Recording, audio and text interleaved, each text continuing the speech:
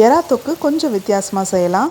Clean பண்ண எறாவை எடுத்துட்டு இது கூட பொடியாக நறுக்குன உருளைக்கிழங்கு, இதுக்கான மசாலா சோம்புத்தூள், மஞ்சத்தூள், தேவையான அளவு உப்பு, அப்புறம் காரத்துக்கு ஏற்ற மாதிரி கார மிளகாத்தூள், சோம்புத்தூள் 1 ஸ்பூன் அளவுக்கு சேர்த்தா போதும். இது எல்லாத்தையும் சேர்த்து நல்லா பிசைஞ்சு அப்படியே ஊற வச்சிடலாம். ஒரு 1/2 hour கிட்ட ஊறினா மசாலாலாம் இறங்கி சூப்பராக இருக்கும். இப்போ தோசை தவாவோ இல்லை கடாயோ எடுத்துகிட்டு எண்ணெய் சேர்த்து சோம்பு போட்டு தாளிச்சிட்டு பொடியாக நறுக்கின வெங்காயம், கூடவே நான் குடமிளகாயும் சேர்த்துருக்கேன்.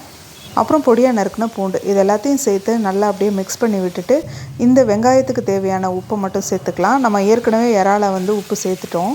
இப்போ மிக்ஸ் பண்ணி வச்சுருக்க இறாவையும் சேர்த்துட்டு ஒரு கிண்டி விட்டுட்டு லேசாக தண்ணி ஊற்றிட்டு அப்படியே மூடி போட்டு வேக விட்டுறலாம்.